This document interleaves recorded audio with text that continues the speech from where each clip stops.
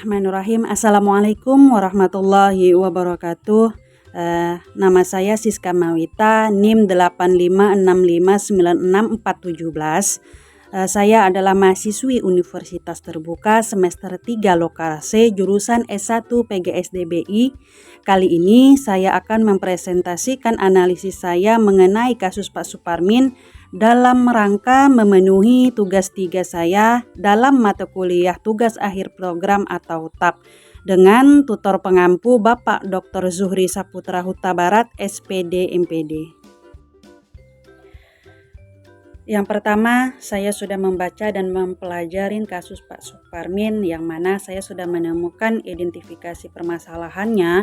Yang pertama adalah kemampuan siswa dalam berbicara bahasa Indonesia sangat rendah. Kemudian, siswa sulit menghafal definisi atau memahami konsep yang diajarkan.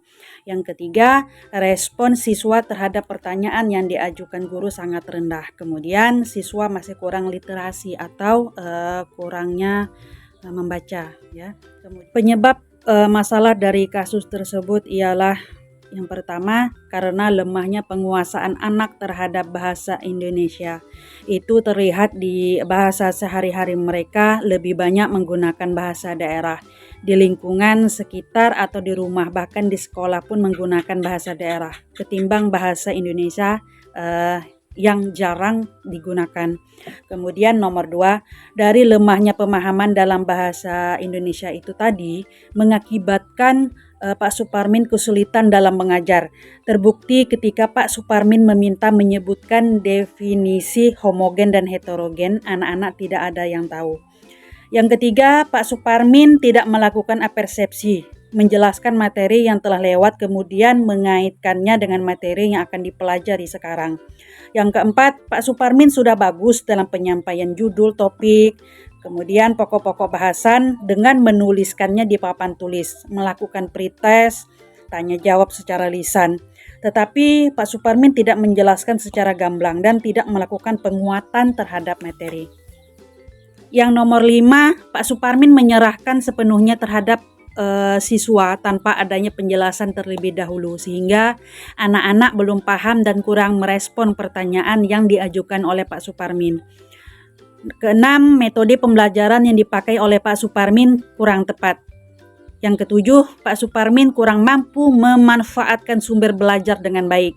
Yang kedelapan, terbatasnya waktu yang diberikan untuk menghafal istilah homogen dan istilah heterogen.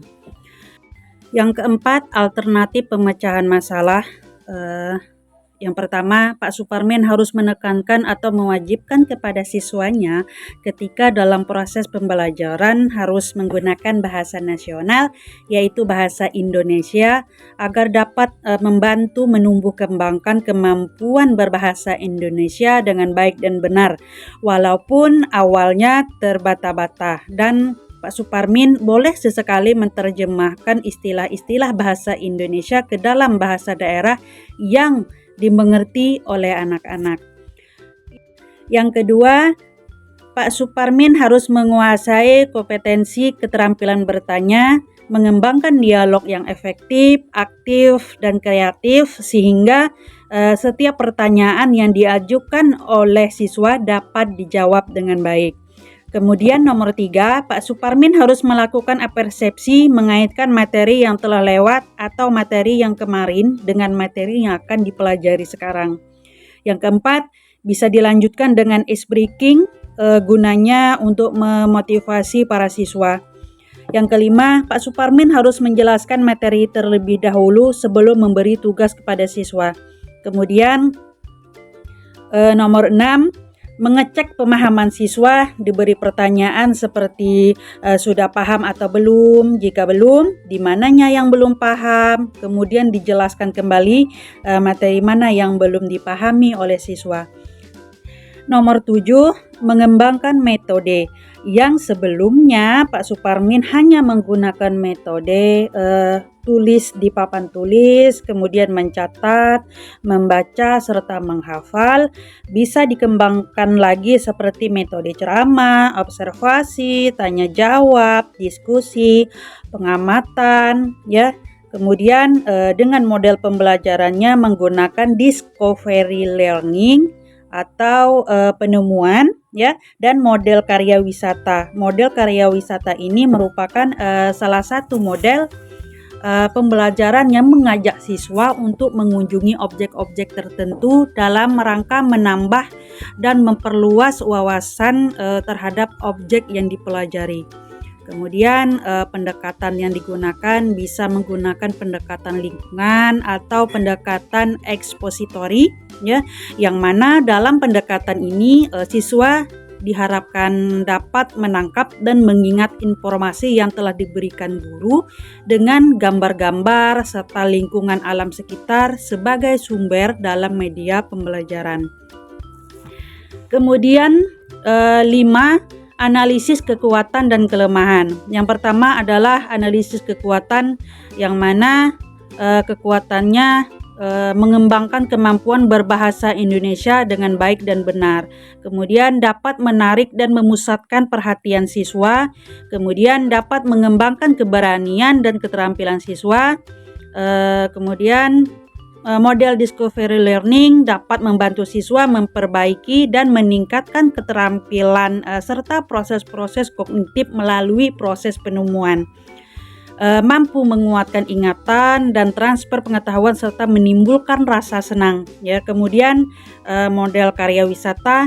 Karya wisata itu adalah salah satu model yang dapat meningkatkan keaktifan siswa, di mana siswa dapat melakukan pengamatan secara langsung terhadap lingkungan ya, ataupun lingkungan sekitar, mengadakan tanya jawab dengan guru dan melatih siswa belajar secara langsung dari sumbernya ya, tidak tergantung atau terfokus dari buku ataupun keterangan guru saja.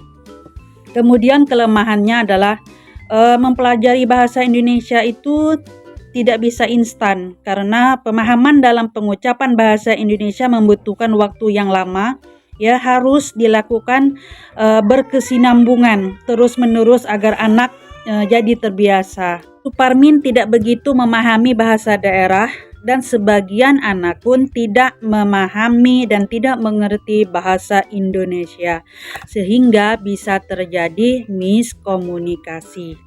Kemudian kelemahan berikutnya adalah menuntut kesabaran ya. Kemudian discovery learning, kelemahannya biasanya terjadi kegagalan mendeteksi masalah dan adanya kesalahpahaman antara guru dan siswa untuk semua topik pelajaran. Kelemahan berikutnya adalah kelemahan karya wisata ya. Karya wisata ini memerlukan persiapan yang melibatkan banyak pihak, memerlukan perencanaan dengan persiapan yang sangat matang. Kemudian dalam model karya wisata sering unsur rekreasi menjadi prioritas daripada tujuan utama, sedangkan unsur studinya terabaikan. Kemudian nomor 6, satu alternatif yang paling efektif menurut saya yaitu metode karya wisata. Kenapa metode karya wisata? Karena sesuai dengan topik yang dibahas dalam pembelajaran Pak Suparmin tentang hutan homogen dan hutan heterogen. Dalam kegiatan ini diadakan untuk menambah wawasan dan pengalaman serta membiasakan siswa belajar secara langsung atau secara real ya, secara nyata, dengan mengunjungi atau melihat objek-objek yang dipelajari yang biasanya terletak di luar kelas ataupun di luar sekolah. Kemudian 7, rencana pelaksanaan pembelajaran ya, yang mana di sini saya sudah menuliskan RPP tentang pembelajaran Pak Suparmin. Materi pokoknya adalah hutan homogen dan hutan heterogen. Untuk langkah-langkah pembelajarannya, kegiatan awal seperti biasa ya, salam pembuka, berdoa bersama, menanyakan kabar kepada siswa, kemudian menanyakan kehadiran siswa atau absensi. Kemudian ice breaking gunanya untuk menarik perhatian siswa, kemudian apersepsi menjelaskan materi yang telah lalu dan mengaitkannya dengan materi yang sekarang. Kemudian pretest secara lisan ataupun tanya jawab. Kemudian menjelaskan topik, tema, subtema serta tujuan pembelajaran. Kemudian kita masuk ke dalam kegiatan inti, yang mana guru menunjukkan gambar-gambar hutan hutan heterogen dan hutan homogen. Kemudian guru menjelaskan kepada siswa definisi hutan heterogen dan homogen. Kemudian guru bersama siswa bertanya jawab tentang materi hutan.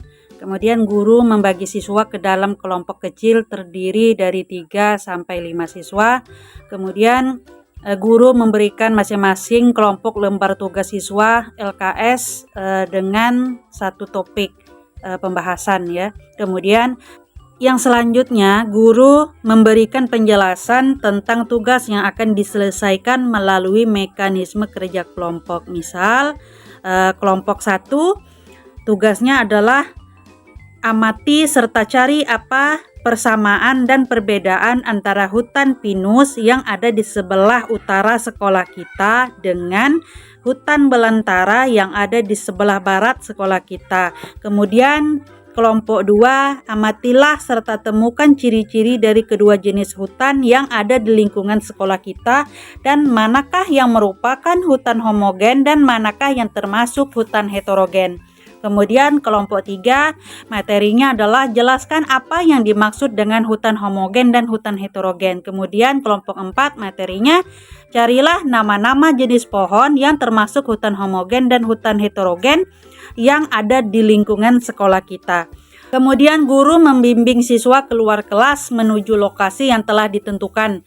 Sejalan dengan itu, guru bisa mengajak siswa sambil bernyanyi lagu naik-naik ke puncak gunung ataupun lagu di sini senang, di sana senang ya, agar siswa jadi bersemangat. Kemudian guru membimbing siswa untuk mengamati peristiwa yang terjadi ya, mencari keterangan, menganalisis serta membuat kesimpulan tentang tugas yang diberikan.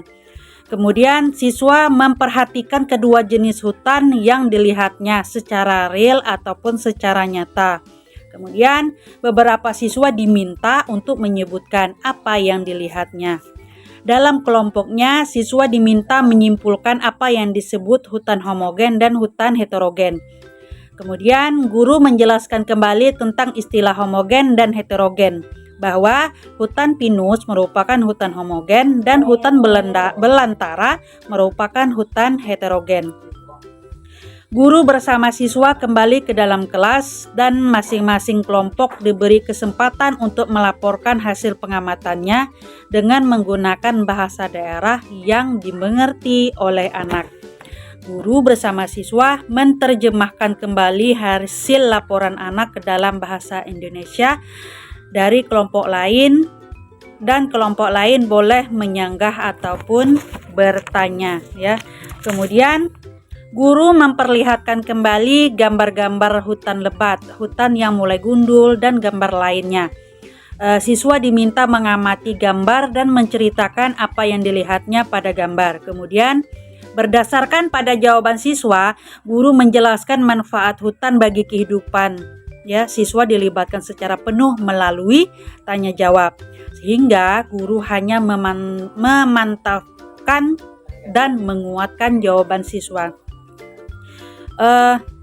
Kegiatan penutup, guru bersama siswa merangkum materi yang sudah diajarkan. Kemudian guru memberikan latihan tertulis, siswa menjawab di buku latihan.